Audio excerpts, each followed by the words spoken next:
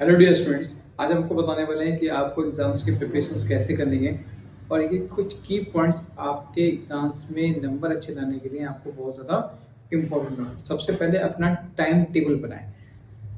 हर विषय के लिए एक निश्चित समय बनाएं। कठिन विषय को उस समय पढ़ें जब आपका दिमाग बहुत ज़्यादा एक्टिव हो, जैसे सुबह में या फिर शाम में। रोजाना थोड़ा थोड़ा रिवीजन जरूर करें। उससे क्या होता है कि आपकी जो प्रिपरेशन है वो थोड़ी सी एक्टिव रहती है। सिलेबस और पैटर्न को समझें। बोर्ड द्वारा जारी किया गया सिलेबस और जो भी आपके क्वेश्चन हैं उनके पैटर्न को ध्यान से पढ़ें कि एक्चुअल में आने क्या वाला है। कभी कभी क्या होता है, कुछ बच्चे जो ओल्ड बुक है, ओल्ड सिलेबस है, उसी से करते चले जाते हैं, तो वो एक्स्ट्रा करते हैं। मतलब काफ़ी चीज़ कैंसिल हो चुकी थी लेकिन हम उस पर ध्यान नहीं देते हैं। हम अपना ओल्ड सिलेबस पे ही काम करते हैं। तो आपका जो नया करंट आपको सिलेबस आया है, आप अपनी वेबसाइट से जाके वहाँ डाउनलोड करें और उसके अकॉर्डिंग अपनी प्रिपरेशन करें।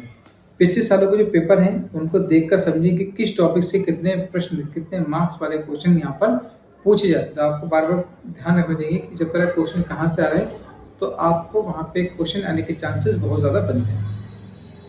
प्रैक्टिस सेट और सैम्पल पेपर करें।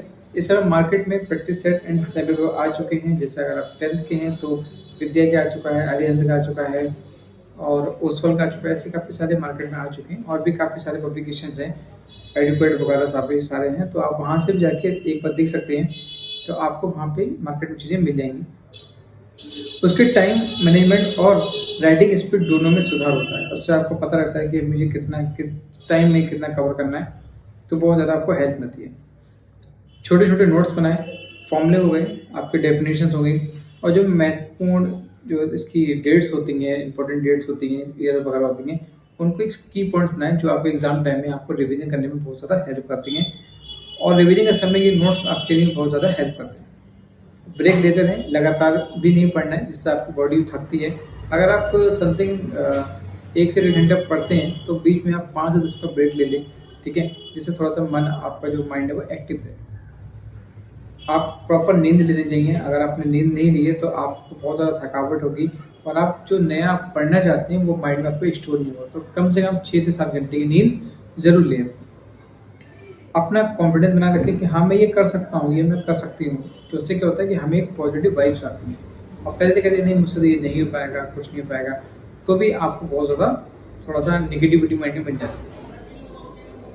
हर सब्जेक्ट से पहले, जो भी आपके सब्जेक्ट्स हैं उन सब्जेक्ट से पहले 2 से 3 बार उनको आप रिविजन जरूर कर लें। रिविजन करने से क्या होता है कि हमारे अंदर जो भी हमारी अगर कुछ चीज़ें गैप हो जाता है वो भी हम उसको कंप्लीट कर सकते हैं बार बार रिविजन करने से, ठीक है। तो ये सब चीज़ ध्यान रखनी है। साथ में आपको जैसे अगर मैथ्स है, मैथ्स के पेपर अगर आपका है तो आपको जितने भी फॉर्मूले हैं, जितने थ्योरम्स हैं, उनको एक लिस्ट बनाकर उनकी प्रैक्टिस करें। उनको बार बार लिखिए, प्रैक्टिस। मान लो कोई थ्योरम्स है मैथ्स में, तो आपको अगर वो लर्न नहीं हो रही है, बार बार प्रैक्टिस है, तो उसको लिख लिख के देखिए। उससे क्या होता है कि आप जब लिख लिख के देखोगे तो आपके माइंड में ना वो एक थीम बनना शुरू हो जाती है, जिससे आपका कोई गैप अगर होता है तो वो भी कवर हो जाता है। एनसीईआरटी के क्वेश्चंस पे बार फोकस करें क्योंकि एग्जाम्स पैटर्न आपका उसी बेस पे आने वाला है, वहीं से क्वेश्चन पूछे जाएंगे, तो उस पे आपको बार बार फोकस करना है, उसी से ही रिलेटेड क्वेश्चन आने वाले हैं। जो भी आप क्वेश्चन करते हैं उसको, स्टेप को सही करें और बिल्कुल क्लियर करें। बार बार ये नहीं लिख रहे हैं काट रहे हैं, लिख रहे हैं काट रहे हैं, तो क्या होता है ना कि एग्जाम में जो आपकी कॉपी चेक करते हैं वो भी बहुत ज़्यादा थोड़ा सा कन्फ्यूज हो जाते हैं और ऐसा लगता है कि जैसे लग रहा है क्वेश्चन गलत है, तो वो काफ़ी बार ठीक से चेक नहीं पता, पट हो जाता है। तो उसको अगर आपको कहीं मिस्टेक हो रही तो उसको क्या करो, एक बार में लाइन थोड़ा कट कर दो और उसको थोड़ा सोच के फिर दोबारा लिखो। बार बार कटिंग वटिंग जितनी कम होंगी उतना अच्छा रहता है। सैम्पल पेपर या पिछले साल के 5 साल के पेपर अगर आपने कर लिए तो ये गारंटी है आपके बहुत अच्छी परसेंटेज आपके बनना तय है। ये 5 साल के क्वेश्चन पेपर का मतलब आपका होगा कि जितनी बार क्वेश्चन रिपीट होते हैं ना, तो आपको आइडिया रहता है कि ये क्वेश्चन बार बार आ रहा है, इसका ये क्वेश्चन आना ही आना होता है, ठीक है। तो आता भी है।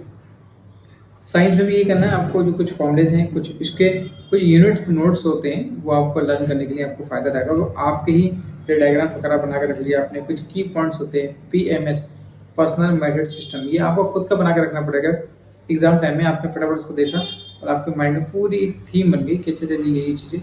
अब सब पूरी बुक पे लेके नहीं बैठोगे आप लोग, तो की पॉइंट्स ही आपके एग्जाम टाइम में काम में आते हैं।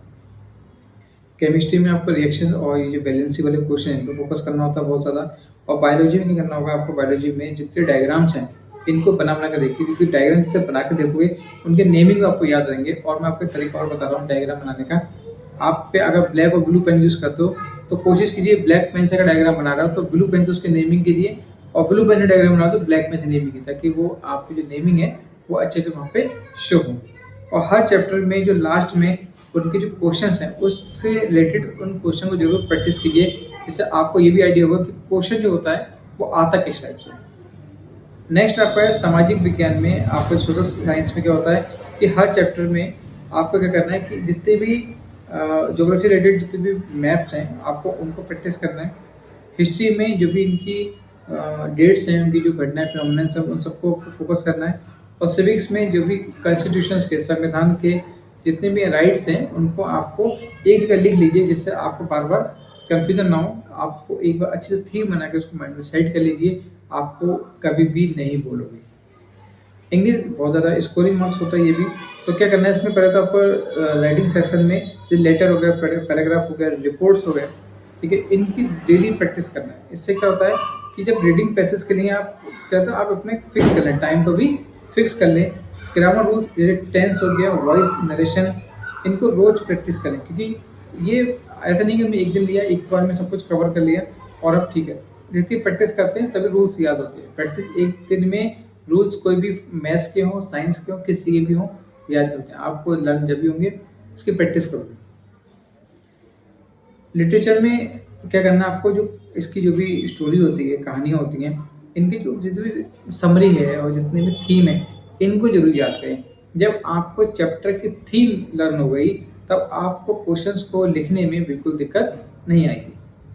हिंदी पे फोकस बच्चे क्या करता है, हिंदी फोकस बिल्कुल नहीं करता। अगर सब्जेक्ट वाइज है तो हिंदी फोकस जरूर करें, क्योंकि हिंदी भी आपकी स्कोरिंग मार्क्स है। अगर आपको उसमें 100 में से अगर आप 80 का पेपर होता है, 80 में से अगर आपको 70 मार्क्स पे आ गए तो वहाँ आपके 18 मार्क्स मिल गए स्कूल से, तो आप बहुत अच्छा कवर स्कोर कर सकते हो। 90 प्लस आपके वैसे आ जाएंगे, ठीक है। लेकिन बच्चा यहाँ पे फोकस कम करता है। तो हिंदी में क्या करना है आपको, आपको जो गद्दांश पदांश इसमें डेली अभ्यास करना है, ये भी आपको प्रैक्टिस करना है। इसको आपको स्टोरी जरूर पता होगी इन सबके बारे में। और इनका जो लेखन कार्य है, पत्र है, निबंध है, संवाद है, इनकी डेली प्रैक्टिस करनी है। और साहित्य में जो कवि है उनकी रचनाओं के नाम होते हैं ना, कि नेम है, उनकी जरूर याद करनी है, जिससे आपको एग्जाम टाइम में भूलने मतलब आप गलत मत लिख के आना उसमें, ठीक है। तो ऐसे काफ़ी सारी चीज़ें हैं जो आपका हर एग्ज़ाम्स के लिए इम्पोर्टेंट है। और सभी सब्जेक्ट को इक्वल लेके चलें।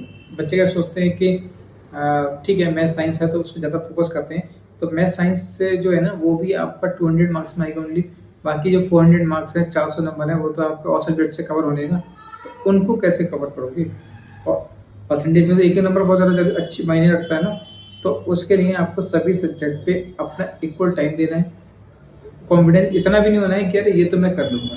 कभी कभी क्या होता है, जिस एग्ज़ाम्स की प्रिपरेशन बहुत अच्छे से करते हैं उस एग्ज़ाम्स का हम सब एग्ज़ाम थोड़ा सा गड़बड़ा जाता है, तो अच्छा पेपर नहीं हो पाता है। तो ऐसा कॉन्फिडेंस मत लेके आना, आपको सभी एग्ज़ाम्स पे अच्छे से फोकस करना है और सभी में इक्वल मार्क्स लेके आओ, हाईएस्ट मार्क्स लेके आओ, जिससे कि आपकी परसेंटेज भी अच्छी ग्रो करे, ठीक है। इन सब चीज़ों को ध्यान रखना। बीच बीच में आपको और सब चीज़ें भी अपडेट करते रहेंगे। तो जब तक के लिए thank you so much watching this video. Have a good day.